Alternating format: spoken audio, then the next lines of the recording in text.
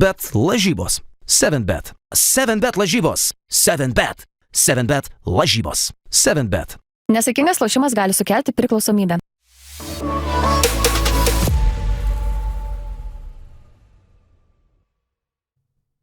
Taigi, draugai, Pick and Roll laidoje vienas laidos įkūrėjų.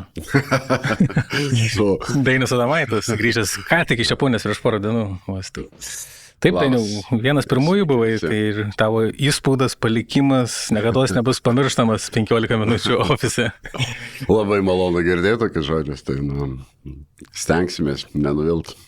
Kiek smagu grįžti į Lietuvą, kas spėjai nuveikti, to laikas trumpas, vos 2 paros, kokie įspūdžiai, Dainiau? Gera grįžti namo ir yra tikrai dar kartą įsitikinę, kad Lietuva yra viena geriausių vietų pasaulyje gyventi, mėgautis viskuo, žalia, daug dangaus, geras oras, taip kad nuostabus žmonės, tai labai gera būti namuose. Tokia gražią citatą davė interviu man po sezono pabaigos, kad grįžtu į gražiausią, nuostabiausią šalį pasaulyje. Net nemanau, kad kažkas tai galėtų man pakeisti šitą nuomonę. Tai tikrai per tiek metų ir žaidėjų būnant irgi pakeičiant begalę tų gyvenamų vietų ir dabar kaip trenerių irgi, tai tikrai mes gal ne iki galo vertinam tai, ką mes turim. Tai va čia norėtųsi gal kiekvienam asmeniškai, kad truputį labiau mes mylėtume tą Lietuvą, truputį būtume geresni vienas kitam ir tikrai turim fantastinę šalį. Tu nuostabiai šaly fantastinė irgi buvai 4 metus, mes su Ieva, dabartinė jau mano žmona, reikia man išmokti kreiptis žmona, stengiuosi. Nedaryk klaidų, nedaryk. Mes įsimylėjom Japoniją, mums tikrai gyvenimo buvo kelionė, kol kas fainiausia kelionė, kiek teko keliauti, bet kai gyveni tokioje šalyje ir viską atrodo ten yra, nuo įspūdingos kultūros, maisto, viską turite, ko tu pasiliksti iš Lietuvos, būdamas ten? Yra tokių dalykų, ką galėtum išskirti? Ko aš pasilinkstu? Ko pasilgdavai būdamas Japonijoje, kalbant apie lietuviškus dalykus? Nežinau. Pirmiausiai tai tų žmonių pasilgsti šeimos, pasilgsti draugų ir pasilgsti tos atmosferos tokios, kur tu gali išeiti, pavakaroti, pavakarieniauti, galiausiai išeiti pasivaikščioti su draugais, kažką nuveikti įdomaus. Nes vis tiek, taip šalis Japonija nuostabi, bet tu ten važiuoji ne mėgauti šalimu, važiuoji dirbti darbą. Tai tikrai, ypač praeitas sezonas tikrai buvo labai intensyvus, tai jau tos 3 rungtynės kiekvieną savaitę, daug kelionių, įsteidžiat, tam turnyras prasidėjęs, tai buvo daug iššūkių, bet vis tiek pavyko išnaudoti tą laiką, kada rinktinių langai buvo, nes taip nusprendėm su medicininiu stafu, kad duoti savaitę beveik laisvą žaidėjam ir tada pradėti tokios mini atostogas. Tai 2 kartus, tai tas 2 savaitės išnaudojom puikiai ir po sezono dar turėjom laiką, kurį irgi gerai išnaudojom, nes laukia keletas renginių, paskutiniai susitikimai su klubo bosais, tai viskas suplanuota buvo gan ilgai, tai turėjom laiko tikrai pamatyti, pasimėgauti Japoniją. Aš galvoju, kad tu ateisi į studiją su Japonijos futbolo rinktinės marškinėliais. Ne, palikau automobilį Anglijos. Vis dėlto Anglija vis tiek. Taip, bet Japonai gal antroje vietoje dabar, ar ne? Tikrai didelis ažiotažas, tikrai iš rinktinės daug tikisi. Ir neslėpia to, ir tos draugiškos rungtynės tikrai... 6 pergalės iš eilės buvo, įskaitant brazilus, anglus, tavo mylimus. Taip, tai visi tokie yra, tokiam hype, galima sakyti, ir tikrai jau paskutinę savaitę prieš prasidedant čempionatui, tikrai tu gali matyti labai daug žmonių dėvinčių rinktinės jau atributiką, marškinėliai jau ar Šibujoje, ar jau ten Haradžiukų kažkur jau ten, kur daugiau turistų ir daugiau žmonės eina linksmintis, tai tu matai, kad jau japonai jie laukia tų pirmų rungtynių, laukia čempionato ir tikrai daug tikisi.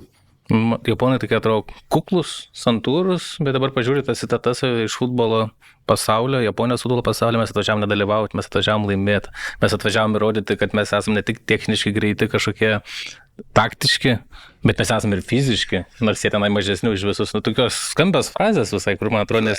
Bet manau, čia vėl 4 metai ten tikrai tai yra, aš per 4 metus pamačiau, kad Japonija keičiasi, žmonės pirmiausia.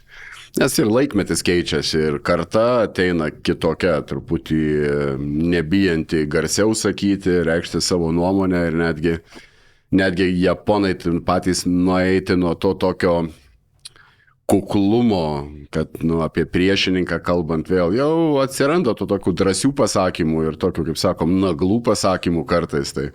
Ir kituose sportuose irgi, ir krepšinį. Tai, bet čia futbole, tai manau jie patys jaučia, kad yra pribrendę gal kažką tai laimėti. Tai, nes tikrai turi gerą rinktinę.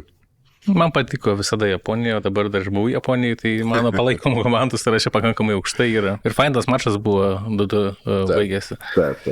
Okay, ar šitas sezonas tavo karjerai buvo intensyviausias, jeigu pasvertume rungtynių skaičių? Kiek visus rungtynius uždėt per visą šitą sezoną? Vienas iš tų sezonų, nes vis tiek tas prasidėjo sezonas labai iš karto intensyviai. Nes persikėlėm į naują areną, tai automatiškai lyga norėjo pirmas rungtynės, kad žaistume su kuo stipresniais priešininkais ir mums tvarkaraštį sudėliojo taip, kad mes žaidėm pirmas 2 rungtynės su čempionais ir sekančias 2 rungtynės su vicečempionais, tai su namie. 0-4 dar buvo, ne? Taip, pradėjom, bet... Lietuvoje iš karto antraštės, atsimenu. Čia buvo. Lietuvoje daug visko yra antraštės. Mes užkaitinam kėdės su žiaptuvėliais. Tai čia... Įpratai tikriausiai. Tai nekreipi tu dėmesio į tokius dalykus, tai čia yra, kaip sakau, žmonės dirba savo darbą, žmonės bando spėlioti, bando kažką tai sakyti, savo nuomonę. Dažnu atveju tai nėra visiškai net arti tos realybės ar kažko. Ypač kai taip toli yra Japonija ir tikrai tie žmonės neseka. Tai man tikrai taip juokingai nuskambėdavo. Visada, man visada gyvenime nepatikdavo vienas dalykas, kai yra kažkokia tai neteisybė, melas. Aš negaliu taikstytis, aš negaliu su tuo dalyku taikstytis. Ir kažkas reiškia savo nuomonę apie lygą, ar apie komandą, ar apie mano situaciją klube ar statusą, bet nei vienas nesugeba ar parašyti žinutę ar paskambinti manęs paklausti, o kas yra, o kodėl, o ką. Taip, dabar toks laikas yra, podcastai, irgi sėdim podcast'e dabar, taip. Visi reiškia savo nuomonę, bando kažką tai atspėti, bet manau irgi šitoj vietoj vis dėlto aš pasikartosiu, kad podcastai yra labai gerai, aš tai manau labai gerai, man yra įdomu, aš tikrai daug klausau ir ne tik lietuvių ir anglų kalba, bet turi suprasti tų žodžių, tą svorį tokį kiekvienas, kuris kalba. Nes tik tai mėtytis kažkokiam frazėm, kad kažkokią antraštę padaryti, tai yra nesolidu kažkaip. Nes yra visi podcastuose, ką kalba, tai žmonės formuoja nuomonę. Ir jūs formuojat nuomonę. Ir fanam, ir visiems. Tai. Japonijai gal dar tokios įtakos neturi tai, ką mes pasakom tavo darbui, bet pavyzdžiui, Lietuvoje, kiek esu girdėjęs, jeigu kažkas kažką pasako, kas nėra gal tokia teisybė apie darbo Jonavoje, kokioje Kėdainiuose, būna, kad politikai kviečiasi ant kilimėlio klubo ten kokį vadovą ar kažką ir jie cituoja grinai podcasterių žodžius, kodėl jūs tą ar ne tą darėt. Netgi taip. Kitokio lygio, žinai. O čia tavo situacija, tai čia tikriausiai paviršutiniškiausias įmanomas vertinimas Lietuvoje, net nežiūrint rungtynių iš live score spręs, kas komandoje yra, nėra, žinai, kaip sekas, nesiseka, tai gal tiek daug ir nebuvo tavęs vertinimo Lietuvoje, nes, kaip tu gali vertinti, kai tu tiesiog matai, kad laimėjo ar pralaimėjo. Ne, tai faktas, tai yra, aš irgi kažkaip jau per tiek metų irgi išmoksti ir pats truputį, tą vertinimą, būti atsargesnis su tuo vertinimu.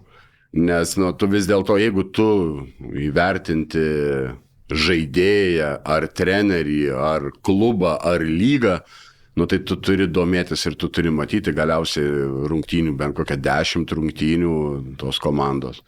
Ar to žaidėjo, ar ten treneris kaip vadovauja, ar ten lygos, tai jeigu yra lygoje 24 komandos, tai bent jau tų pirmų 10 komandų turi matyti rungtynės. vėl, pasižiūrėti, kokį treneriai vadovauja komandom ir taip toliau. Tai yra, tu negali taip tik tokį, ten numesti frazę kažkokią, kad ten, RKL lygis. Yra. Gal NKL, bet... Ar NKL, koks skirtumas? Okay. Ne, tai yra, tai... O Dainiau, tai grįžtam prie klausimą, šiaip kiek mačų iš viso sužaidėt? Įskaitant draugiškas.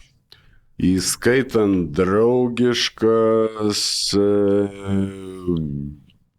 man atrodo, buvo 84. Dabar, ne, 85. Čia rekordas turėtų būti, aš neįsivaizduoju, kur tu galėjai... Ne, Europai... daugiau nebuvom daugiau. Ir Europai... 85, nes ten vien reguliarų sezoną 60 rungtynių.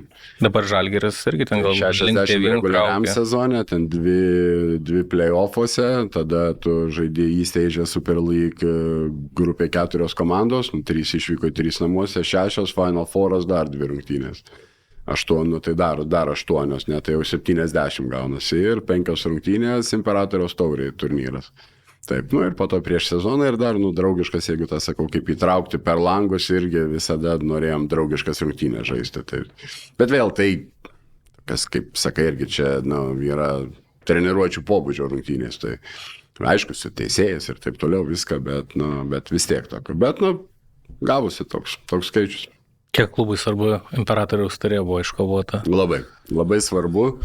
Ir netgi užpraeitą sezoną tas noras gal buvo dar netgi didesnis ir tokį hypą visą aplinkui darė ir tada po to analizuodami sezoną supratom, kad vis dėlto nebuvom pasiruošę tokiam ažiotažui aplinkui, nes tai buvo šimtasis turnyras už ne praeitą sezoną, už praeitą sezoną. Tai, tikrai sudegėm visiškai, kaip komanda, žaidėjai, visi, absoliučiai tai buvo. Tai šiais metais viskas buvo daroma visiškai kitaip, viską perkeliant, kad priešininkai, jie favoritai ir taip toliau. Ir tas tikrai pasiteisino, pavyko nuo žaidėjų nuimti tą tokį spaudimą, nes tas didelis vis tiek, tas, 14 metų Imperatoriaus taurės finale nebuvo 14 metų žaista, už praeitais metais pirmą kartą po 14 metų finale žaidėm, o 15 metais laimėjom. Tai taurę, tai tikrai, žiūrint į viso to projekto, kaip tų 4 metų tą ciklą, tai buvo tokia tikrai vyšnia ant torto. Tikrai, tai Aš atsimenu, kai 2019 laimėjai taurę su Rytu, KMT, buvo ir skambus toks šventimas visai, ir klubo vadovas ant stalo lipa, vos nesiunčia linkėjimus principiniam varžovui. Kaip suprantu, japonai labiau susipakuoja kuprinės ir keliauja namo, nebuvo... Tai galiu pasakyti, kad už praeitą sezoną, kada žaidėm finale ir pralaimėjom Rykių, tai buvo viskas susiorganizavę. Ir kur švęsti, ir vakarienės su šeimom ir taip toliau. O šiemet sakau, nedaryk. Tai čia tas ir gal, kaip pasakyti, meškos paslaugą padaro kažkiek, ne? Taip, aš manau, nes tu turi būti tam pasiruošęs, tu turi turėti tą tokį tokį tą užtikrintumą tokį ir tu turi būti geresnis, tikrai. Žinai, bet kai kažkas aplinkui atima tą dėmesį tokį, pradeda galvot kažką, tai kaip čia šeima nuvažiuos švęst kažkur tai ir taip toliau. Ne, tai tas susikaupimas tikrai buvo labai geras šiemet ir atvirai pasakius, tas turnyras buvo visiškai ne taip, kad už praeitais metais, kad finalas ir tu žaidi finalą, yra vienos rungtynės, o čia buvo kaip turnyro to formato, tai per savaitę 5 rungtynės, tai tikrai visi buvo tokie išsunkti po tų rungtynių ir ne iki šventimo net atvirai ir buvo, nes tikrai ir davėm keletą dienų laisvų, nors prasidėjo kitą savaitę, o to vėl iškart prasidėjo jau čempionatas ir mums įsteigė Super League irgi rungtynių svarbių labai. Tai nebuvo tai net ir to laiko net švęsti, tai mes net su Efka ir mano žmona nuėjom pavakarieniauti 3, vėl pavakarieniam, taip smagiai viską prisijuokėm. Ir viskas, ir toks ir šventimas buvo, ir ilsėtis paprasčiausiai, nes tą ir žaidėjai po to sakė, kad buvo tikrai tas didžiulis krūvis, ir fizinis, ir psichologinis, ir matėsi po to, kad tikrai ir kai kurie ir susirgo žaidėjai, ir taip toliau, visokiausių buvo, tai, bet džiaugsmas tai buvo neapsakomas. Lietuvoje, žinau, tokius 2 atvejus, kur per anksti užsiliuliavimas, kad tu gali laimėti, pakiša galiausiai koją. Tasai legendinis finalas Žalgiris Atletas, kur atsimenu pasakoja tie tuomečiai Žalgiriečiai ir tu galbūt, tai komanda, ir tu dar statybai buvai. Ne, aš mes statybai. Statybai buvai, ne, kur sakė 0-2, jie ateina į trečiasias rungtynes ir ten Atleto krepšininkų žmonas jau su šukuosenom, su suknelėm, jau paruoštas balis bus ir gal tas pakiša koją. Ir savaitgalį žiūrėjau Bilietas filmą Vlado Garasto atminimui ir ten paros, nepamenu, ar 8-6, ar 8-5. Saskas laimi Kaune iki 2 pergalių ir jau tada nuvyksta į Maskvą, Žalgiriečiai ir žiūri, kad jau ruošiamasi paradai, orkestras, viskas, krepšininkų irgi žmonas pasipuošusios. Ir tas momentas psichologinis tikriausiai gan stipriai groja, kaip ir tu paminėjai, kad pernai jums taip pat buvo. Taip, tai vis tiek, kaip bebūtų, visi yra žmonės. Tu jeigu esi to panašaus pajėgumo komanda, tai yra vienos rungtynės 40 minučių, tai ten visko gali nutikti. Gali priešininkas sužais geriausią savo mačą sezono, visam sezone. Gali kažkas sužaisti karjeros rungtynės, tai tu negali. Tai užtat ir tas buvo labai tas toksai geras susikaupimas ir komandoje ir manau, kad irgi dar truputį mums tam susikaupimui padėjo ta, kad turėjom irgi ten prieš turnyrą, irgi vienas japonas gavo traumą, irgi vienas iš tokių svarbių mums žaidėjų. Tai tas nuėmė tą tokį, tą presiją, tą tokią psichologinę nuo žaidėjų. Matėsi, kad jie tikrai kai kurie žaidėjai tokie, atsipalaidavę žaidė ir žaidė gerą krepšinį savo. Ir tie, kurie nebuvo tikrai nei svarbiausi žaidėjai viso sezono metu, jie buvo tie, kurie žaidėjai, kurie turi savo rolę, stengiasi ją padaryti gerai. Ir čia atėjo staiga metas, kad tą reikia žingsnį į priekį padaryti. O tą ir kalbėjom su žaidėjais tada labai daug, kad dabar yra jūsų laikas. O tą žingsnį į priekį padaryti ir parodyti. Naudokite šansų, nes tai apie sportas apie tai yra. Kad tu kažkokį gauni šansą ir tu jį išnaudoji. Viskas. Niekam nebus įdomu, kas prieš tai, kad tu žaidėjai gal ten 5 minutės vidutiniškai, dabar eini žaidži 25 ir viskas. Ir tu eini su 25 minutėm, tuo žaidimu, gerų žaidimu, laimi trofėjų, tu eini į kitą sezoną su tuo. Ir viskas. Sėkmės istorija. Man kontekstas gal kitas, bet pasaulio futbolo čempionatai žaus tas kampas yra, kad kaip gali pasisūt kažkokią futbolininko karjerą, kuris tame čempionate taip trumpai bliksteli, žinai, ir tada ateina koks Madrido Realas 80 milijonų, tarkim, koks Chamesas Rodriguezas 2014, visiems prisimenamas, o dabar buvo marokietis Buadi, berods pavardė 18 metais, kur įstabiai sužaidė pirmą maršą iš Lilio ir dabar visi sako, apie kokie ateina pasiūlymų jau jam, ir kad jis tikrai Lilyje nebežais kitą sezoną. Aš nenoriu per daug gal kartotis, mes tam darėme tokį išsamų smagų interviu po sezono pabaigos, tai kalbėti apie finalus, kas lėmė rezultatą ir taip toliau, gal ne tiek reikia, bet tu dar nesipasakojęs, kaip japonai atsisveikina su vyr treneriu. Ar skiriasi su tavo atsisveikinimui Europos klubuose, kaip būdavo, kad baigėsi karjeros etapas ir viso gero su tuo, kaip buvo dabar, tarkim? Žymiai emociškiau viskas. Aišku, vienas pagrindinis dalykas turbūt, kad tai yra 4 metai. Ilgas laiko tarpas. Ilgas laiko tarpas tikrai ir tai buvo, kaip sakau, labai patiko man paskutinę vakarienę, kai turėjom su komandos bosais, ir prezidentas, ir mūsų bosų bosas. Kas yra bosų bosas? Toyotos valdybos pirmininkas? Valdybos pirmininkas, ten Hayakavas. Tai jisai labai gerai pradėjo, taip sako, prisimeni pirmą interviu, sako, kaip kalbėjom. Sako, kai pradėjom, prisimink, sako, kas tau įstrigo, kodėl tu, sudomino taip. Tai tikrai tu tokių prisiminimų ir pradėjom eiti taip. Ir jisai pradėjo, kalbėti ir tikrai, net sakau, kartais ir šiurpas per nugarą praeina, kaip žmonės, kaip mato jie viską, kaip jie mato darbą kitų, kaip mato kitų tas pastangas ir kaip jie įsimena viską. Ir tas tikrai, nuo tos pirmos dienos susitikus vakarienės, kaip viską nuvesti iki tos paskutinės vakarienės, kaip ir kiek nutiko gerų, gražių dalykų, kiek reikėjo padaryti ir sunkių sprendimų, ir reikėjo padaryti tokių numatančių komandos, kaip ateitį, kai ir nebus tavęs jau. Kaip dabar šiuo metu manęs aš baigėsi mano etapas, jie žygio su kitu treneriu, bet realiai apie tą situaciją, kuri dabar bus kitą sezoną, nes startuoja pakeičia naują lygą, Premier lyga bus, vadinsis aukščiausias divizionas, su algų kepurė, griežtos taisyklės, tu pasikeis, ką tikrai treneriam, manau, bus tikrai lengviau, nes dabar buvo taisyklės, kad yra 3 užsieniečiai ir gali tik tai 2 būti vienu metu aikštelė. Tai kitais metais bus 3 užsieniečiai liks, bet jie galės visi 3 būti tuom pačiu metu aikštelėje. Lygis pakils stipriai.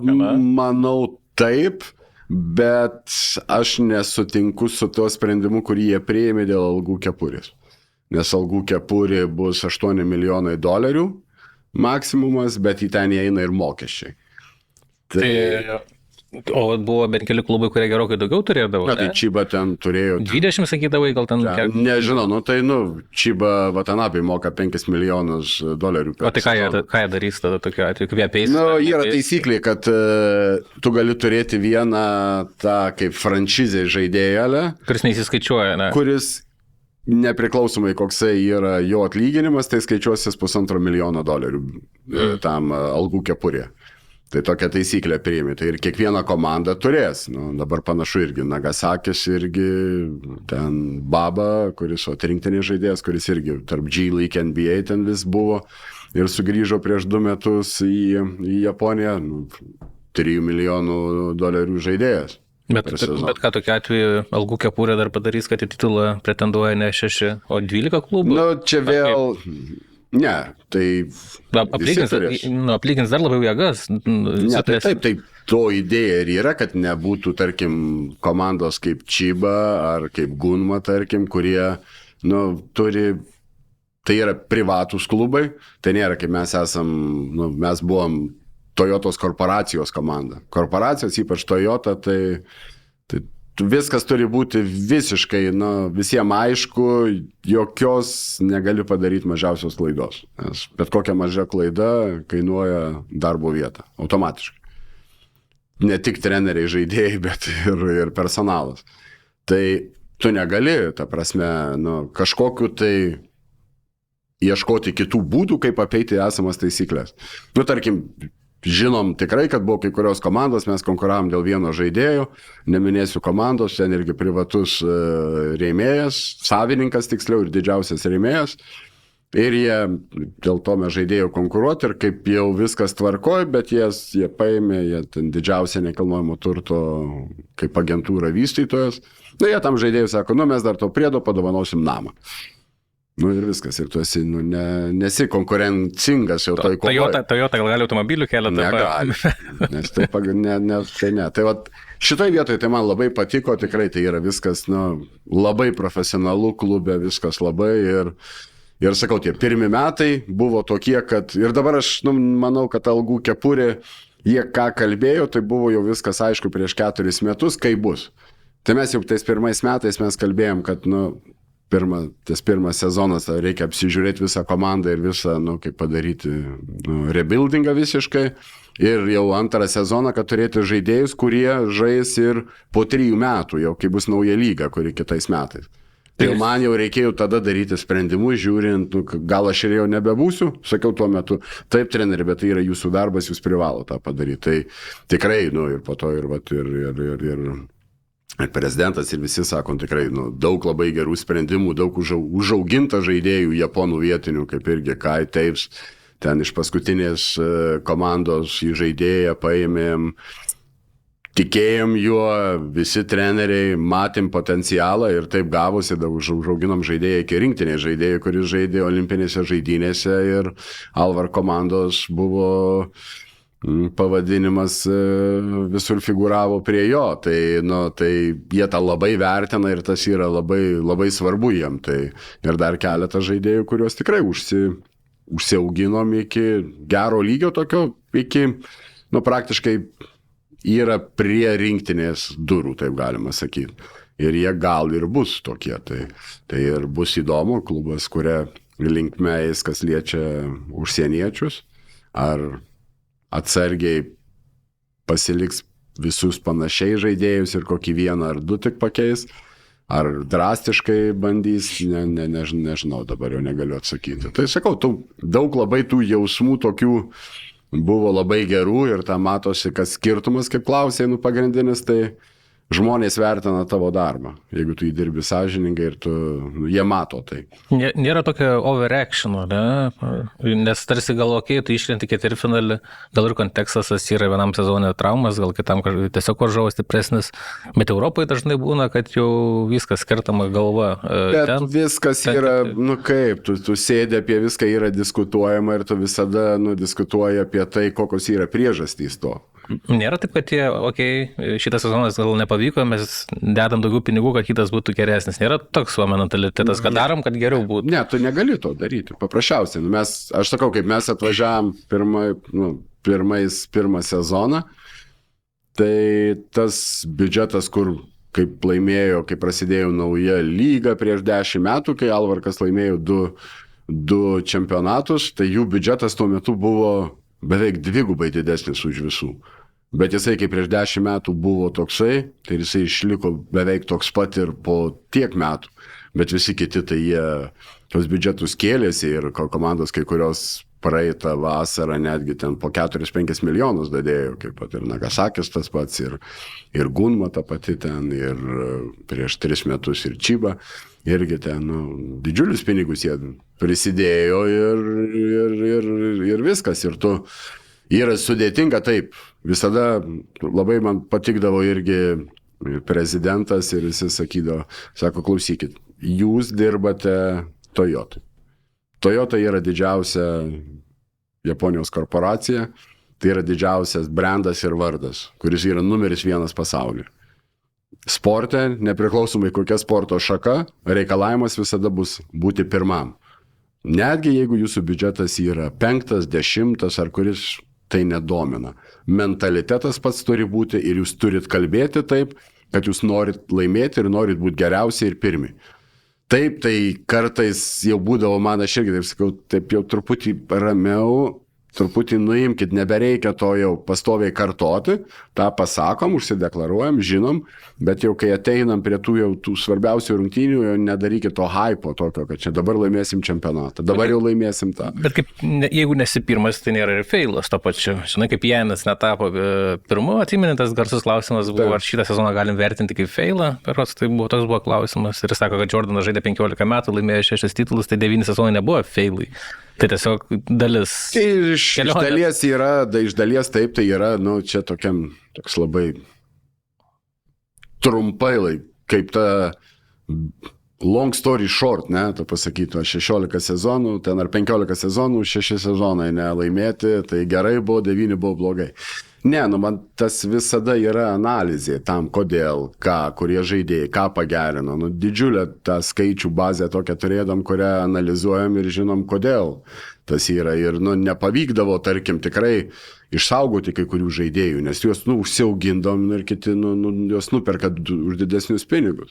Bet pas požiūris kaip komandos irgi man ir vadovybė sako, mūsų treneriai labai džiaugiamės, kad prie jūsų išėjo 2 vyriausiai treneriai dirbti į kitas komandas vyriausiai. Tai sako, tai yra didžiulis laimėjimas, tai yra didžiuliai mum kaip organizacijai. Po to po sezono pasikvietė tokį Čių universitetas seminarą paskaityti 3 valandų ir treniruotę pravesti. Nes treneris daug laiko praleisdavo ir mūsų analizuodamas žaidimą ir rungtynės ateidavas ir vieną žaidėją, kuris iš to universiteto yra, pas mus komandai buvo gerai, sutardavo. Aš ateinu, matau, žaidžia taktiką, žaidžia mūsų taktikos ir žaidžia gerai. Prasme gerai, su idėjom, kaip, ką. Ir pradėjom kalbėti, sako, treneri, jūs sako, nežinot, kokią įtaką, sako, jūs padarėt, ypač mūsų studentų krepšiniui. Sako, ta prasme, nes tikrai būdavo ateidavo nemažai trenerių stebėti treniruotės, kada turėdam. Ir tikrai, sakau, durys visada atviros, nėra problemų, tik tai ne kitų B-League komandų treneriam, su kuriais mes rungtyniausim, sakau. Filtrą dar reikia. Taip, studentų viskas tvarko, asistentai darydo. Tai sako, yra daug komandų, kurios, sako, ima idėjas ir žaidžia, sako, Alvarko stiliumi. Sako, patinka, sako, europinis krepšinis, kur yra daug to kamuolio judėjimo, kamuolio lietimų daug kas turi ir taip toliau, sako, tai Tai tas, sako, yra labai svarbu. Ir taip pat, sako, ir moterų, sako, lygoje.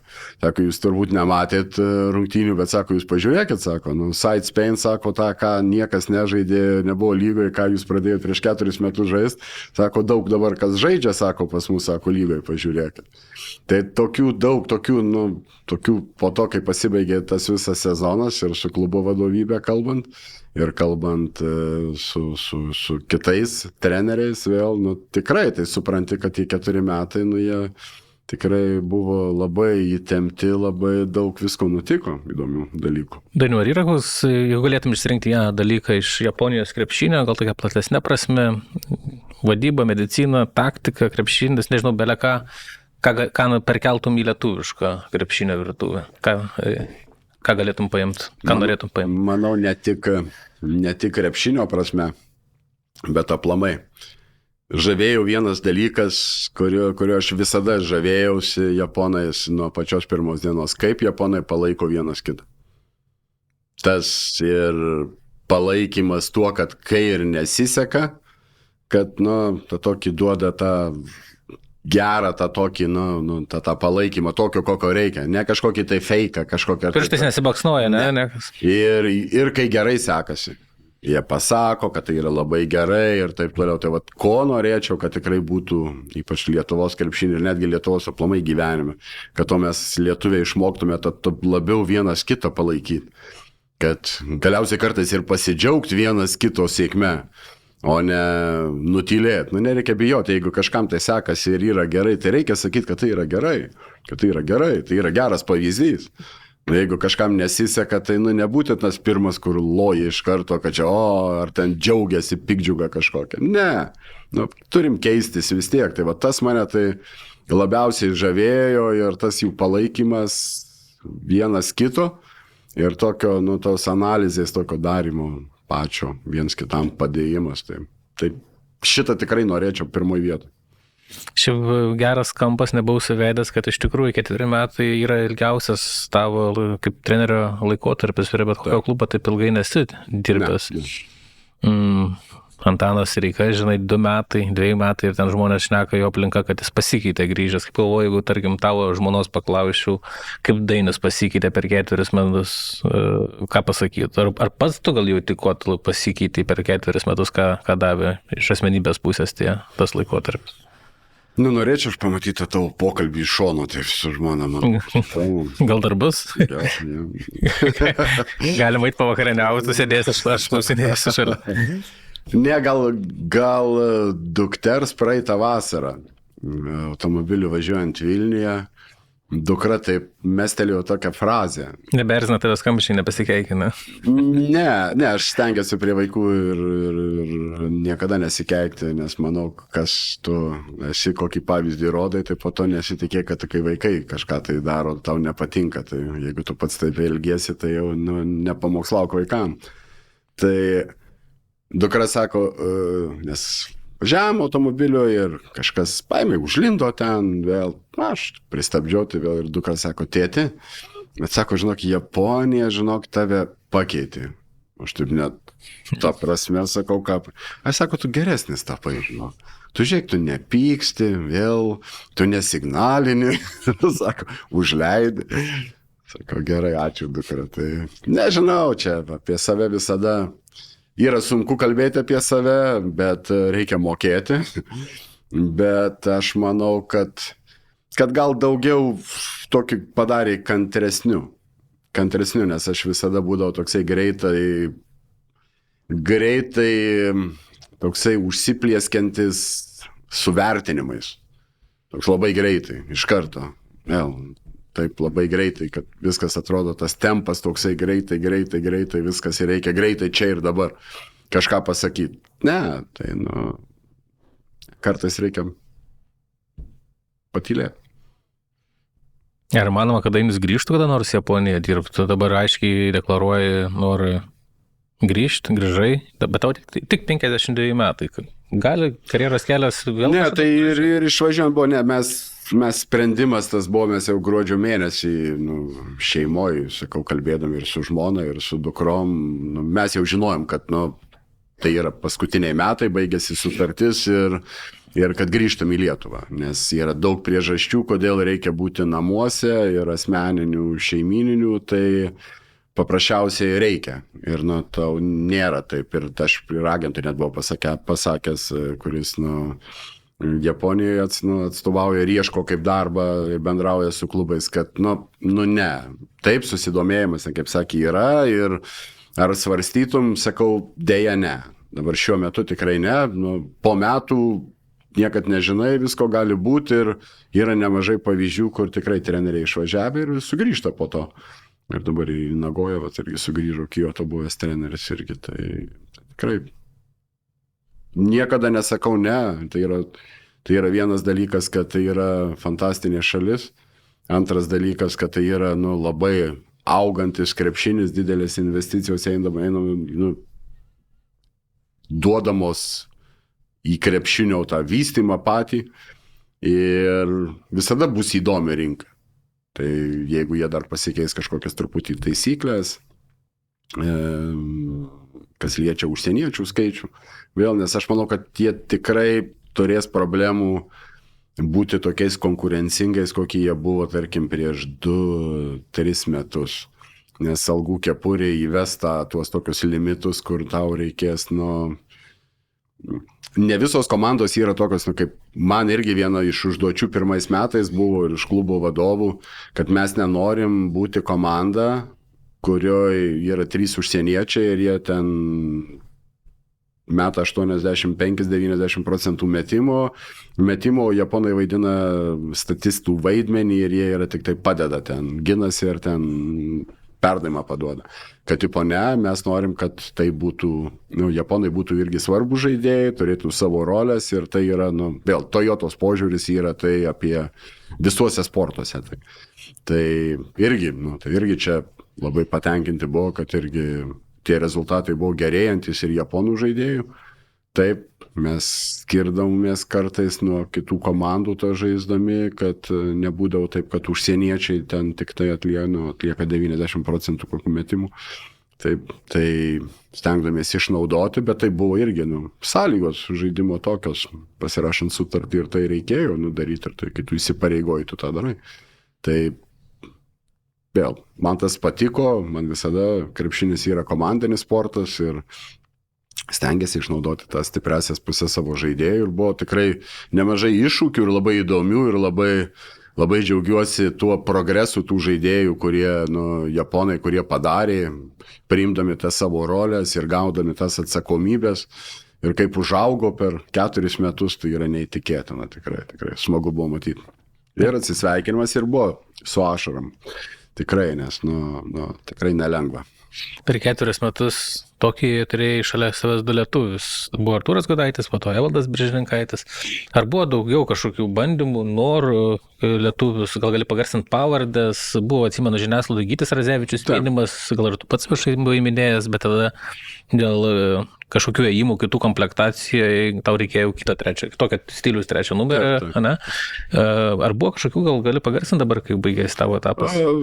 Taip, tai Gytis, tai buvo, turbūt arčiausiai gal ir tai buvo faktas, kad mes nuo jo norėjom, bet tai visiškai priklausė nuo kitos pozicijos žaidėjo. Jeigu mes galim pasirašyti vieną žaidėją, kurio mes tikrai norėjom, tai tada būtume pasirašę jį ir tada Gytį tikrai būtume jau taip agresyviai štengėsi pasiūlyti kuo geresnės sąlygas, kad jam būtų įdomu, bet... Jūs turėsite jau pokalbis apie tai ir Ne. Buvo paprasčiausiai klubo ir vadovai kalbėjo su agentu ir pasakė, kad jeigu bus tas ėjimas pirmiausiai ten, nes vis tiek susidedė eiliškumą, kur pas tave yra vis tiek, visada būdavo tas ten 5 pagrindiniai tie kandidatai, kur 5 pagrindinės opcijos ir dar po to kokia 10, jeigu iškrenta ir kas toliau. Ir dažnai būdavo, kad jau iš tų 10 jau kažkas kažkur pasirašo, jau automatiškai išeina, nelaukia visi, kol tu čia apsispręsi. Tai rinka tikrai tokia sudėtinga buvo. Tai Gytis buvo, manau, kad arčiausiai iš lietuvių. Kas buvo daugiau, tai ne, kad nebuvo, nes vis tiek yra labai specifinė lyga ir, tikrai nelengva ir Artūrui buvo nelengva, tikrai ir, ten prisitaikyti daugiau, tai ne jo problemos tai buvo, ta prasme, tai jisai jo pastangos, jisai kaip jisai, prisitaikė prie žmonių, vėl Artūras yra labai geras žmogus, jisai šiaip, dažniausiai yra dideli, jie yra geri. Didelė širdis. Taip, didelė širdis, viską ir jisai tikrai, labai kaip komandai labai prilipo, labai gerai, labai mėgiamas buvo viską. Tai bet tų stiliaus, to žaidimo, mes galvojam, treneriai, čia aišku, pirmiausiai tai aš, kad galvojam, kad iš tos gynybinės pusės, tokiu dominavimu po krepšiu, yra komandos, kurios ten, tarkim, kaip Riukių, ten Kūlį turėjo, ten kitos, ten Omarą, o sako tuo metu vėl, kad mums reikia tokio tipo žaidėją turėti, kuris, mums bus tikrai labai svarbus, žaidžiant ten prieš keletą pagrindinių komandų ir prieš kokias dar 80 komandų, kur turės labai didelę rolę. Bet automatiškai yra komandų, kurios žaidžia tokiais 2, 4, 5 žaidėjai žaidžia prieš tritaškį ir tada yra sudėtingiau. Tai vėl išnaudoti puolime stengiasi, bet vėl eina dvigubina, trigubina kartais vėl ir tas toksai tikrai tas neturėjimas tos daugiau tų tokių variantų, kaip tarkim užsieniečių, tarkim 4 ir tu to gali variuoti. Tai turi turėti tuos užsieniečius tokios platesnio profilio daugiau. Nes tarkim Artūras, tai jis yra savo profilio elitinis žaidėjas. Tai jam ir traumas kišo koją. Antram sezone buvo 3,5 metų ten. Tai čia yra jau šita, tai čia visiems atvažiavusiems iš Europos žaidėjams, tai pirmas dalykas, nes niekas neturi tos patirties back-to-back žaisti, kad tu žaidi šeštadienį, sekmadienį, žaidi 2 rungtynės ir tu žaidi su tuo pačiu varžovu. Tai yra tikrai atrodo, kas čia 40 minučių, žaidžia 25 minutės, nes tikrai kontroliuodavom labai žaidybinį laiką. Bet tai yra, kai tu žaidi 6-8 savaitės iš eilės po 3 rungtynės į savaitę ir tau yra kelionės, viską, tai tikrai yra didžiulis krūvis. Ir tikrai tų mikrotraumų jų atsiranda ir po to reikia vėl kaip ir visur. Požiūris į užsieniečius yra, kad tu esi užsienietis, tu privalai, net ir su skausmu žaisti vėl, tai čia Artūras buvo labai geras pavyzdys, nes jisai niekada neverkė ar ten nesiskundė dėl, kad ten skauda kažką nežais, jis visada maksimaliai eidavo, žaisdavo, bet vėl būdavo traumos tokios, kur jinai yra, atsitinka ta trauma ir daktarai priima sprendimą žaidėjas out, tarkim, ten 4 ar 6 savaitės ir viskas, ir tu su tuo susitaikai. Jo, turėjai tokių ryškių Lietuvoje buvusių legionierių, šiemet Fosteris, Deivisas. Šiaip pagal tavo patirtį, ką tu supratai apie Japonijos krepšinį ir tavo supratimą apie lietuvius krepšininkus, kaip galvoji, tobulas lietuvis krepšininkas Japonijos lygoj, kuris, tavo pagal skillsus, pagal gal poziciją, pagal asmenybę, tavo nuomonę jisai baisiai judėtų į Japoniją. Domantas Sabonis. O čia toksai visur gal judėtų, ne? Stipriai. Geriausias. Profilio žaidėjas. Visiškai, ta prasme, labai yra daug žaidėjų, didelių 4-5 pozicijos žaidėjų, kurie žaidžia su kamuoliu. Jie pradeda atakas kaip žaidėjai, daug yra pick and rollo, didelis su mažu, mažas stato užtvaras, didelis žaidžia kaip ballhanderis. Tikrai yra daug labai įdomių idėjų, yra begalį trenerių, kurie turi didžiulę patirtį ir tarptautinę, ir rinktinių lygyje, ir rinktinių trenerių, tai tikrai, ir su Tuovi dažnai irgi ir pasišnekėdam, Suomijos rinktinės trenerių, tai irgi, sako, tikrai tu gali daug prisirinkti dalykų, kur yra, nėra Europoje to. Ir sako, šokas būdavo dėl kai kurių dalykų, ir tikrai taip, ir daug kas, ir Ginsburgas tas pats irgi atvažiavęs, tai irgi sako, wow, sako, tikrai sunki lyga, sunku, sako, yra. Tai ir žaidėjim, ir tuo labiau, ir treneriam, nes tas tempas yra milžiniškas. Neskaitant Sabonio, 3 kartus All-Staras, aš tikiu, kad jis... Bet iš po tokių Europoje, Eurolygoje, nežinau, Europos... Tai Brendonas, jeigu nelemta trauma pačioj pradžioj sezono ten ir tas visas, tai aš manau, Brendonas tikrai gerai. Tokio profilio žaidėjas, dabar taip... Tubelis toks skamba gal irgi, ne? Ąžuolas, faktas, kad taip, savo, nes vis tiek ar reikia labai tos energijos, to fiziškumo, atletiškumo, nes tikrai yra nemažai žaidėjų, kurie yra undersize ir nėra atletai dideli. Jie yra greiti, jie gali būti fiziškai stiprus, bet jie nėra atletai, nebus ten DJ tie. Tai tokį Pažolas toksai, tai tikrai su savo dinamiškumu, su savo tą kairę ranką, tikrai. Aš galvau, kad ir kai buvo gandas apie Rolandą Šmitą, kažkada čia buvo gandas, kad galėtų, aš pagalvojau, kad jis galėtų būti. Tiktų, bet turi turėti jau gerus perimetros žaidėjus. Ir ta Žalgirio versija, kur buvo Rolandas Paskazė, tenai buvo tokia jau aukso. Ja, bet yra didelis labai dalykas, toksai yra didelė dalis tų didelių, jie turi sugebėti patys savo susikurti ir dar kitiem kurti, vietiniam žaidėjim. Nes ne visi vietiniai yra kūrėjai geri. Jie yra, tarkim, labai geri metikai, jie bus labai agresyvūs gynyboje, bet nėra kūrėjai. Rolandas irgi gal nelabai kūrėjai. Tai čia yra tokių. Okay. Aš įsivaizduoju, kad Japonijai, jeigu Vilniaus Rytas vadovautųsi japonišką mąstymą, Giedrius Žibėnas dar tęstų darbus. Ne? Tarkim, Japonijai sunku būtų įsivaizduoti, kad laimi ten tarptautinį trofėją po 2 savaičių su Feilinį vėl mes galim diskutuoti. Ir tave atleidžia. Nemanau, kad įmanoma, ne, Japonijai toks dalykas. Nežinau, manau, kad tokiai situacijoje Japonijai pirmiausiai būtų padaryta labai gera analizė, kodėl tai nutiko. Kokios yra priežastys ir kodėl tai nutiko. Niekada jie nepriminėja sprendimų ant karštųjų.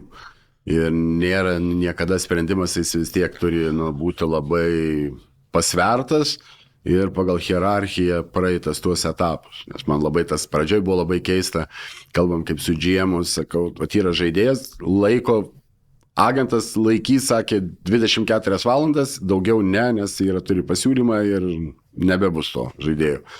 Sakau, tai prezidentas, sakau, tu pasakyk, ne prezidentas išvykęs. Tai, sakau, valdybos pirmininkų iš karto. Oi, ne, sako, jeigu aš apeisiu vieną laiptelį prezidentą, tai aš neteksiu darbo automatiškai.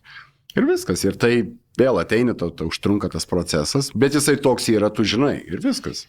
Viskas labai paprasta. Okay. Ar gali patvirtinti ar paneigti Dainius Adomaitis ir Vilniaus Rytas? Ar buvo pokalbė, ar įmanoma, kad tu galėtum dirbti šitam klube, ar iš vis nieko nevyksta tarp jūsų?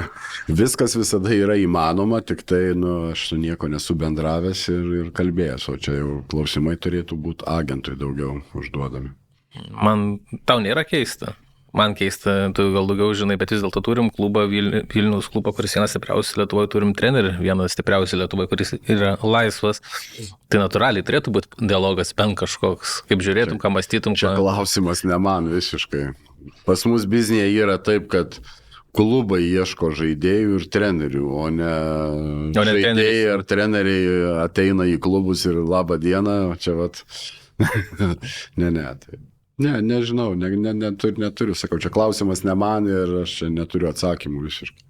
Kaip tu žiūri situaciją, kad dabar jau pasirodė informacija, jog sirgaliai turi tokį svarų žodį, kad gali daryti įtaką sprendimui klubą pasirašyti žaidėją ar trenerį, tarkim, šiuo atveju konkrečiai Kazį Maksytį. Ar manai, tai yra logiška, ar tai yra perspausta? Apie ką yra sportas, apie ką yra krepšinis? Iš klausimų dabar tą. Apie emocijas, apie ką, apie žiūrovus, sirgalius, tribūnas. Vienareikšmiai, manau, 2 dalykai, kuriuos ir įvardėjai. Tai yra, visi mes dirbame ir treneriai, ir žaidėjai žaidžia, dėl to, kad mes mylim šitą sporto šaką ir mylim tą darbą, kurį darom. Tai turi tu žaisti su emocijom ir, tu turi emociškai būti tam darbe. Sirgaliai tai yra, kurie ateina tų emocijų ir pasižiūrėti. Tai sirgaliai ir yra, dėl kurių tos emocijos eina. Tai aš manau visuose dideliuose klubuose, kur yra ar dideliuose miestuose, ar klubai su ilgam istorijom, sirgaliai jie turi savo žodį. svaresnį, gal mažesnį, gal kažkas iš ten sirgalių lyderių kažkokių tai turi su klubo vadovybė ten ryšį kažkokį, kitur gal aplamai visi sirgaliai ateina į oro uostą pasitikti laimėjusios komandos arba skaudžiai labai pralaimėjusios ateina irgi pasitikti su kitokiom emocijom. Tai ir yra apie emocijas, ne? Tai ir yra apie tai ir yra viskas, apie sirgalius. Negali tu ignoruoti, aš tai manau, kad tu negali ignoruoti, ta prasme, sirgalių. Tai faktas. Kiek tai riba, kažin, kiek gali vėl, bet tai pasaulyje lemti sprendimo klubo sirgalių nuomonės. Ne, tu nesupras manęs klaidingai, kad jeigu tu nori pasirašyti žaidėją ar pasirašyti trenerį, tai tu turi eiti klausti sirgalių, ar tai kaip jum čia. Ne, tai sirgaliai visada palaikys, manau, klubo sprendimus, kurie yra kaip logiški, pasverti, kodėl ir gali paaiškinti viešai, nes vis tiek ta komunikacija yra toksai dalykas, kuris labai svarbus dabar. Ir tai, tu turi iškomunikuoti, pasakyti, kodėl tas yra sprendimas padarytas. Aš asmeninę savo pusės manau, kad čia labai sureikšinama yra tas Kazio atžvilgiu, nes Kazys nei kažką blogo padarė, nei kažką blogo pasakė, jis tiesiog treniravo kažkada Žalgirį. Ir kad tu užvertų kelią treniruoti Rytą, tai man atrodo, kad jau biškai perspausta linija yra. Ne, net Graikijai, tarkim, Pau labai džiaugiasi, kai Kostas Lukas atvažiavo. Olimpiakos fanai labai džiaugiasi, kai Spanulis atvažiavo, kad paėmė gerą žaidėją. Tai jau gali paimti gerą trenerį, kuris dirba Eurolygoje, 3 metų trenerio rinkimuose buvo rinktiniai, tu tarsi džiaugis, o čia ne, mums nereikia. Aš manau, kad yra vienas dalykas, ką Lietuvoje mes turim tokį labai specifinį dalyką, kad tik tai lietuviai žaidėjai ir lietuviai treneriai mes suprantam, koks svarbus tas krepšinis yra. Kas yra tas pats Žalgiris treneriam ir sirgaliam. Tas pats Rytas Vilniuje, koks yra svarbus sirgaliam ir visiems. Utenoje Juventusas, Klaipėdoje Neptūnas, tik mes suprantam, užsieniečiai jie to nesupranta. Ir čia yra galvoju priežastis pagrindinė, kodėl retas užsienietis užsikabina Lietuvoje.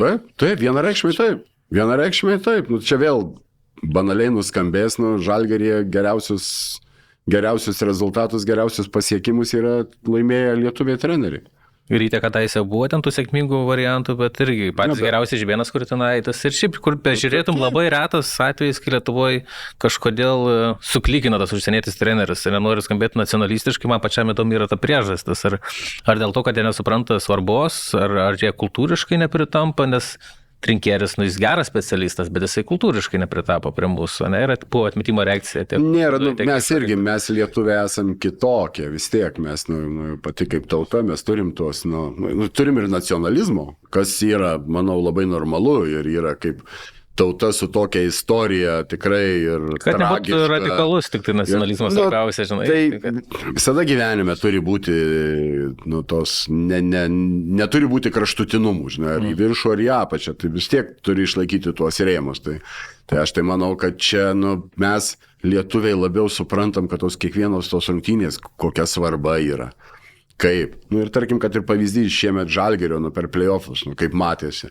Tai vėl tai čia trenerių didelis darbas padarytas vėl ir bravo irgi ir žaidėjim, kaip Francisko irgi, Wrightas tas pats irgi, kur žino, kad neliks, bet jų koksai požiūris, kaip jie darė ir taip toliau, kad ten Ąžuolas ir MVP tapo ir taip žaidė, tai čia niekas nesistebi, todėl, kad tai yra lietuvis ir žino, kaip svarbu yra laimėti. Ąžuolas, pažiūrėjau statistiką, finalo serijoje 20 realizuotų 2.23, vienas pataikytas, vienintelis mestas tritaškis ir visas baudos sumestas. Ta prasme, dominavo kaip niekad ir visi taip čia Ąžuolas, jis toks yra žaidėjas.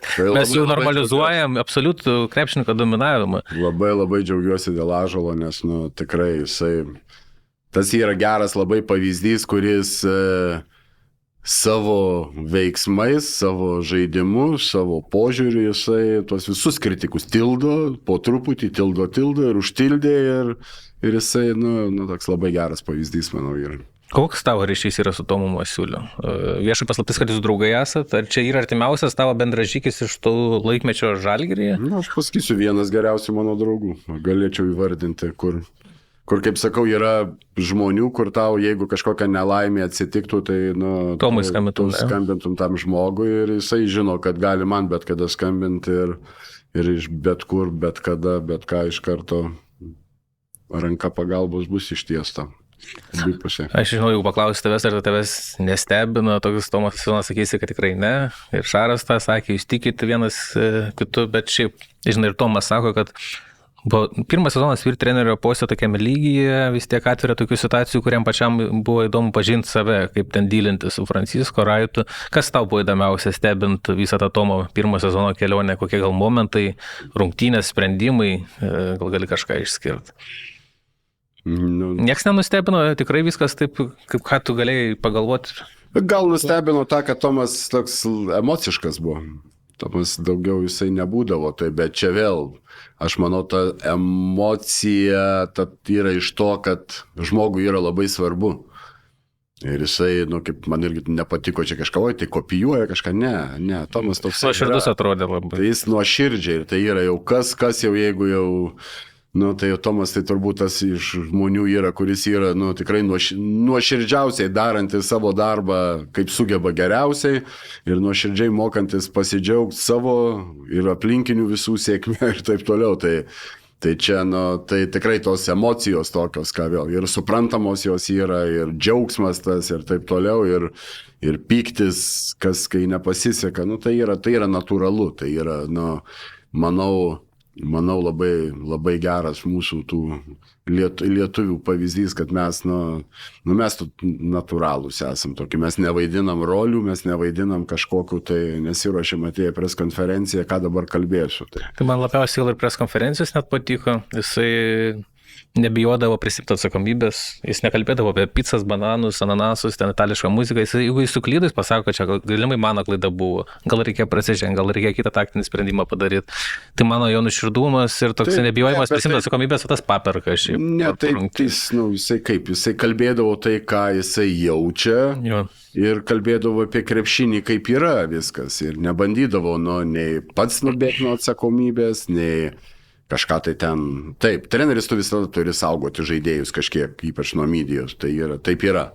Tai yra, taip turi būti. Tu negali per mediją kritikuoti žaidėjus ar ten kažkas, kad atpirkimo uždys. Ne, tu esi treneris, tai yra tavo pagrindinė ta atsakomybė, rolė, tą prisimti tą atsakomybę. Tai čia toks tas darbas, toks tas biznis yra. Tai buvo labai smagu žiūrėti, aš tikrai Eurolygos visas rungtynės Žalgirio mačiau, tai tikrai, viskas aišku, idėjos buvo, ką žaidžia, kodėl žaidžia ir tikrai, ir susirašydavom vėl, tikrai kiek laikas leisdavo, tai labai džiaugiuosi. Kai suprantu, tu atviras variantams dirbtisi, ir bet tu minė, kad ir akcentuoji, šiek tiek tokį akcentą dedi, kad reikia grįžti į Lietuvą, seniai kalbėjom, kad turim grįžti į Lietuvą, bet tai nėra taip, kad tu atmestum darbo pasiūlymą kažkur kitur Europoje. Turiu menį, tu neprivalai būti Lietuvoje dabar ir dirbti tik Lietuvoje, ne? Tu galėtum dirbti... Ne, aš sakiau, tikrai buvo kažkaip tas... Pasibaigus sezonui tikrai tas toksai didžiulis nuovargis ir taip, ir emociškai tas toksai nuėjimas žemyn, tai buvo labai gerai, kad praleisti laiko kuo daugiau su žmona, su dukra, tas laikas toksai, kad atsikeli ryte, nuveži dukrą į mokyklą ir tu žinai, kad po mokyklos tu dukrą gali pasimti iš mokyklos, grįžti kartu, pasikalbėti, tai kažkam gali atrodyti, tai, keistas tas pojūtis toksai. Pasilgai per tiek. Keistų dalykų čia Domaitis nori gyvenime ar pasilgo, bet tą reikia suprasti, kad tas mūsų darbo, tas grafikas yra visiškai kitoks ir tu šitų dalykų tu jų paprasčiausiai neturi. Arba turi labai mažai. Tai tikrai praėjau kažkiek laiko vėl, tai kaip sakau, atsidavęs visiškai esu likimui, kai bus. Taip, vyksta kažkokių pokalbių, taip, buvo kažkokių pasiūlymų, kur pasakiau šiai dienai, kad, ačiū, bet ne. Ir sakau, yra kažkokie tai ir pokalbiai, yra kažkokie ir interviu netgi, tai, Vyksta dalykai. Viskas gali pakrypti vieną dieną, vienas skambutis daug ką pakeisti. Tai nesakau netmetu to varianto irgi, kad pradėti dirbti ir pradėti sezoną be klubo, gal nuvažiuoti netgi į NBA į stažuotę. Tai, kaip sakau, visus variantus svarstau dabar ir tikrai tik tai niekur neskubu. O kaip, ar atmeti variantą, kad galėtum būti asistentu? Aš tavęs klausiau šitą prieš 3 savaitės privačiam pokalbį ir žiūriu, kad jau podcast'e kitam jau užsimentas sako, kad yra tokių gandų, kad galbūt Kazys į Rytą, Dainius galbūt į Stambulą. Kaip tavo toksai karjeros vingis, kaip žiūrėjai? Pirmą kartą šitą pokalbį aš turėjau ne užpraeitam sezone, kalbėdamas su vienu GM-u, čia Europos komandos Eurolygos. Tai tas, pamenu labai jo žodžius, sako, tas daug į Europą ateina dabar komandų, ypač tos komandos, kurios sužaidžia didelį kiekį rungtynių, kad ieško turėti kaip 2 vyriausius trenerius. Ir sako, tai ir tai, aišku, tai iš NBA yra, nes NBA tą turi, tą associated head coach, kaip ten įvardinę yra netgi oficialiai pareigybė.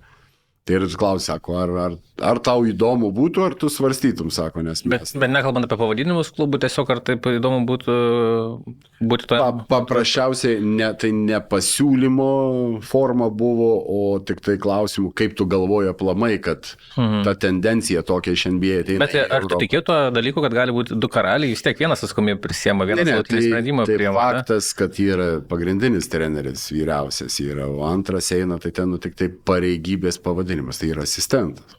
Faktas, kad asistentas, bet ten, čia, kaip sakau, čia iš NBA aplinkos atėjęs tas toksai. Tai... sakau, tai jau kodėl ne? Visai, sakau, aš manau tikrai yra įdomu, kaip treneriui tu paimi dirbti, tarkim irgi dabar 4 metai praleisti Japonijoje, tikrai aš, taip, krepšinio daug žiūrėjau ir žiūriu dabar. Ir net ir NBA finalą tikrai sekiau, žiūrėjau ir buvo įdomu, ir netgi ir pusfinalius. Tai jeigu bus kažkoks pasiūlymas, tada tu galvoti, nes viskas pagrindė yra apie tai, kokia tai yra organizacija dirbti ir su kokiu treneriu. Ir tai tas treneris turi norėti. Ir jo, aš tau kurį vardėjau, tai čia gal tobuliausias variantas. Tai Šaras, tai, taip. Ir draugas, ir geriausias specialistas, ir organizacija. Šaras yra geriausias Europos treneris šiai dienai. Tai čia yra faktas ir net neginčytinas faktas. Jo, tai neuždarai tokio teorinio varianto, jeigu būtų, kad tau asistentų nepriimti. Gyvenimas mane yra pamokęs tuo, kad niekada nesakyti ne ir niekada nepasakyti to, kad jau šito tai tikrai nedarysiu arba ten nežaisiu ar kažko. Tai ne, visada yra galimybės, visada yra kažkokie tai pasvarstymai, jeigu yra kažkokia tai, ta galimybė tokia, tai visada viskas įdomu, kas susiję apie krepšinį. Žinai, aš rašiausi šitam interviu ir mintimis nusikėliau į 2018, tu tapai Ryto vyr-treneriu ir buvo variantas tapti asistentų Šaro, ne? Irgi tokia vieša paslaptis, kad tave kvietė į asistento poziciją Šaro ir aš galvoju, jeigu tu būtum priėmęs šitą variantą, dabar su tavim kalbėčiau kaip arba su buvusiu Žalgirio vyr-treneriu, arba vis dar esamu, greičiausiai, ne? Nemanai? Aš esu toksai žmogus, kuris... Čia logiška, tokios išvados prieit. Aš pasakysiu, kad tai yra... Aš nesu toksai žmogus, kuris... Aš jeigu kartais priimu sprendimą, tai yra priimu sprendimą ir einu su sprendimu, bet niekada negrįšiu atgal ir... O kas būtų, jeigu būtų? Šitokiu niekada nesivadovauju tokiu mentalitetu ir man kas būtų, jeigu būtų buvę, kaip... Ne. Yra visada mes esam atsakingi už savo sprendimus. Kokius mes juos priimam ir mes tais sprendimais gyvenam, bet tai svarbiausia yra niekada nesigailėti dėl kažkokio tai priimto sprendimo. Faktas, kad yra sprendimų, kuriuos aš esu gyvenime priėmęs, kurių tikrai gailiuosi, gal ir tikrai būčiau daręs kitaip, bet tai yra visiškai susijęs su asmeninėm aplinkybėm ir, galima sakyti, su netektimis. Tai mane tai labai, taip, tada labai griaužė ir dar po šią dieną griaužė. Tai, bet čia tai ne tie. Jo, čia gal prasmės what if kelt apie niekada negalvoju tokio. Savęs kankinimas tiesiog. Tai koks tikslas, kas būtų, jeigu būtų. Nors aš galvoju, kad mano mintis yra logiška. Aš galvoju, kad tai būtų buvę. Ja, būčiau gimęs Amerikoje, tai turbūt būčiau prezidentu tapęs, ne Amerika. Ką mes turim? Mes dar turim gerų 10 minučių iki kitos laidos starto ir turim neįlinį pašnekovas studijai, tai noris dar šiek tiek jį pakamantinėti. Užsiminėjai apie puikų Tomo darbą, šiek tiek apie ryšį su juo. Žalgiris keičiasi ir Žalgirio piniginės turėjo taip, kad, nežinau, mane vis dar stebina, aš dar kažkaip nesuvokiu, ko Žalgiris tampa ir dar bandau suprasti, kas Žalgiris skiria nuo elito. Kaip elitinė organizacija, jinai jau seniai yra, čia visi labai jie gyrė sąlygos ir taip toliau, bet čia gal 30 milijonų eurų biudžetas bus. Jeigu iš tikrųjų viskas virs realybė, apie ką čia visi šneka užkulisiuose, kokie žaidėjai gali atvykti, jie turės labai daug pinigų ir gal ir iš tikrųjų atsiranda kažkokių galimybių svajoti apie finalo ketvirtą ir tenai gal kažkoks ir tikras šūvis į titulą. Kaip galvoji, tada porą klausimų. Ar Pagirio Žalgirio yra užprogramuotas kitam sezonė po tokio nerealaus sezono atsisveikinimo su Francisku ir Raitu? Ar galim tą išgyventi? Pirmą dalį tavo klausimų, tai čia labiausiai tai džiugina, tai kad Žalgiris yra elite. Eurolygos krepšinio ir Europos krepšinio. Tai yra topinė komanda ir labai tikiuosi, kad jinai ir bus tokia topinė komanda, kokia yra. Ir ypač kas liečia biudžeto augimą, tą piniginę, kaip atsivarinti, tai yra neįtikėtina. Tai yra neįtikėtina, tai parodo, kokio profesionalumo tai yra klubas. Ir be šitų dalykų, be to kilimo to biudžeto, Žalgiris neturėtų jokių šansų jie būti ten, kur jie yra dabar. Tai labai tas džiugina ir, pažiūrėkit, Žalgiris irgi dabar, kad ir sudėtį, jeigu einant apie sudėtį kalbant, jie žiūri žaidėjus, pasirašinėja žaidėjus vardus, tuos, kuriuos, turbūt prieš kokius 5 metus ten ar 8, niekada nebūtų galėję pagalvoti, kad gali žiūrėti iš tų komandų pasirašyti žaidėjus. Arba tokį vieną gal, daug dievė iš jų ir tada padaryti visišką žvaigždę komandą. Tai praeitą vasarą 2 žaidėjus iš Olimpiakos, ar Brazdeikis 3 buvo, tai Final Four komandos. Gerai, Bayernas, Francisco iš Bayerno, dabar išvirtus, o Edvardsas, tikrai. Faktas, kad tai komanda buvo, tikrai praeitais metais tai buvo, susidėliojo daug labai dalykų gerai ir turėjo tikrai, labai gerą komandą. Tikrai. Ir daug kas, kaip minėjau, taip, kad ar tai gali būti viena geriausių Žalgirio gal visų laikų komandų, aš manau, kad ta tokių top 3 tai tikrai gerumo komanda buvo. Tikrai. Tai o kad apie Final Fourą svajot, aš tai manau, tai normalu. Tai normalu, kad tu turi kelti tuos tikslus tokius, kad norėti žaisti Final Four'e ir tą turėti tokią galimybę. Turės gerą komandą, didelę rotaciją, matosi klubas, treneriai turi savo viziją, kaip tą pasiekti, kaip padaryti ir, tai svarbiausia, kad nebūtų jokių traumų, jokių tų blogų situacijų, nes rinka yra, ypač sezono metu, yra, jinai negailestinga.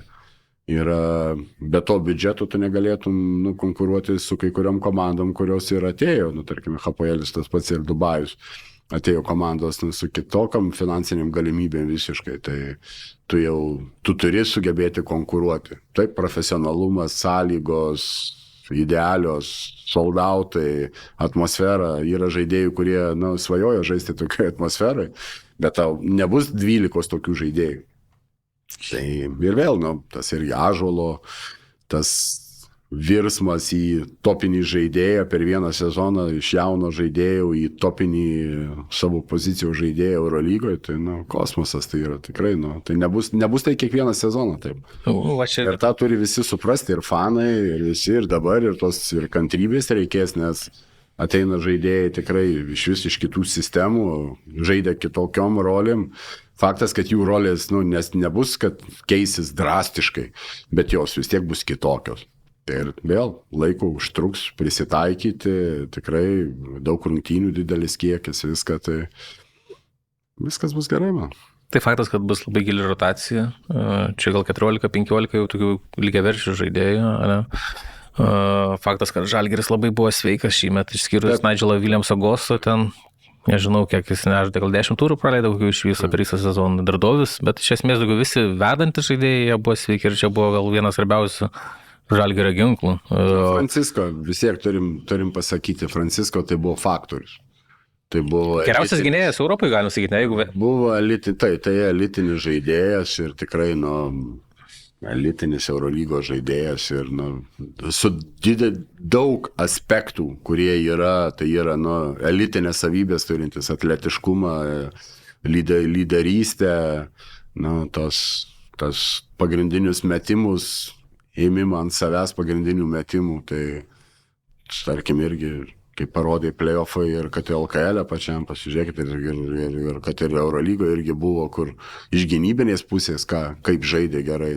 Faktas, kad jisai negali žaisti visų rungtynių, tai bet... Buvo medžiojama super play-offus Šaro stipriai ir sezono pabaigoje nemažai, bet kad ir nuvargin, gal pražangų jam išprovokuoja, ne dėl to, kad jį gali pramušinėti kiekvieną laiką, nes pastangų tai rodydavo nemažai.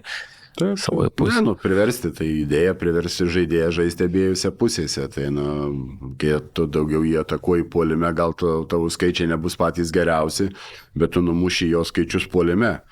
Tai vėl, ir čia dabar ta analitika yra didžiulis ginklas, yra labai daug skaičiuojama tų skaičių ir ką tu darai, ir yra tie duomenys live pateikiami, tu net po ketvirčių, jau nekalbant apie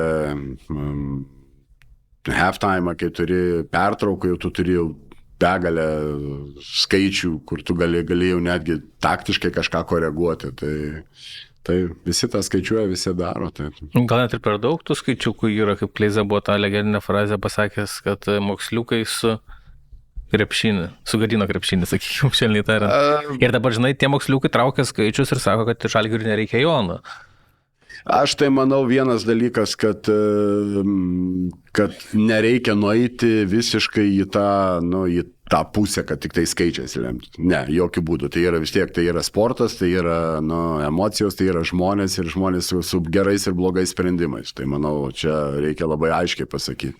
Bet Žalgiris yra dabar tokioje situacijoje, kad jie kalba apie Joną Valančiūną kitam sezonui. Taip. Ar būtum įsivaizdavęs prieš 5 metus, kad tokia situacija gali būti. Nerealiai skamba. Tai... Aš dar turiu pastebėjimą apie tą Žalgirį, koks jis galėtų būti. Gili rotacija, jeigu viskas pasitvirtina iš tiesų, apie ką šnekam. Ar matai, gal ko galėtų trūkti, ar tritaškių metimų pakanka, gal yra kažkokių įžvalgų, kas bus per Žalgiris kitame sezone. Jeigu... Su Jonu Valančiūnu? Įskaičiuokim jį.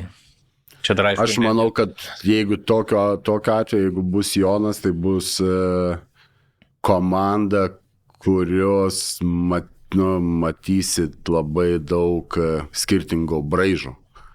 Tai bus visiškai komanda, kuri turės žaisti su savo stiprybėmis ir dengti savo tas silpnybės tokias, kurias turėsi kažkuriuo tai metu, nes tai bus dydis kai kurių žaidėjų atletiškumas ar tas greitis. Tai bus labai komanda, kuri bus prisiderins labai prie priešininko, laikys match-upus griežtai, netgi bus tokių momentų būtų, kad žaidėjas išeina, žaidžia 2 minutės ir jisai sėda ant suolo, todėl kad priešininkai kažkokį keitimą daro.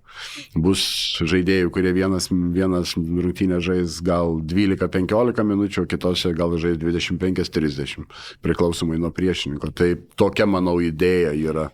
Ir tai nėra lengva, tai ypač treneriam nėra lengva, ypač žaidėjam irgi, kurie daugiau turi kažkokią savo rolę, kurie yra dideliai, žaidžia iš eilės 8 ar 10 minučių. Tai vėl, matom, tų skirtingų įvairiausių yra ir Olimpiakos pavyzdys, kur labai aiškiai žaidžia penketais, kokius keitimus daro ir, prašau, jie yra Eurolygos čempionai. Tai Žalgiris čia su Jonu. Būtų labai įdomu stebėti, tikrai manau. Juodadarbių netrūktų tokiai komandai. Nu, iš tų juodadarbių turim Slyvą, ne, gal Marekas tinka, Arnas, Ūlė. Nu, tai jau pakankamai jau. Bet daug tokių gynėjų yra, atrodo, kurie, jeigu iš tiesų taip įvyks, jie linkia skorint. Ar jiem užtenka? Tai... Na, bet reikia suprasti irgi vis tiek, kad yra krepšinis, yra labai daug nuėjęs į puolimą.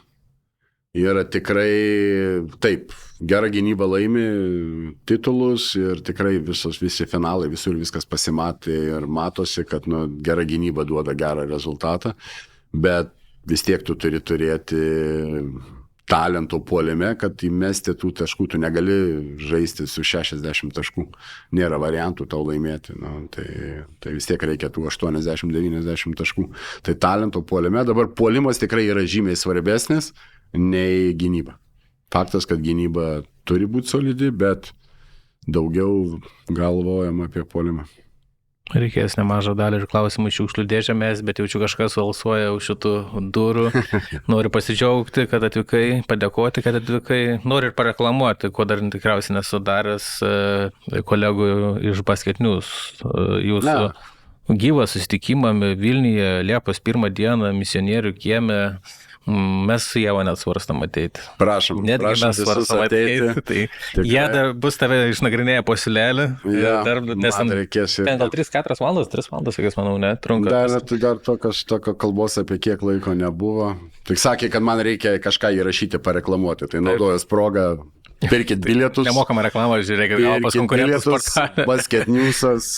Čia ne kiekvieną dieną. Karoli, man skolojasi, žiūrėk, kiek pardavimai pakils. Nors gal ir soldautas jau yra, kas ten žino. Nu, žodžiu, Dainius Adomaitis, buvęs Tokio Albark treneris, sugrįžęs į Lietuvą. Ačiū tau, ačiū, kad žiūrėjot ir kitos savaitės. Ačiū už pakvietimą. 7bet lažybos. 7bet. 7bet lažybos. 7bet. 7bet lažybos. 7bet. Nesaikingas lošimas gali sukelti priklausomybę.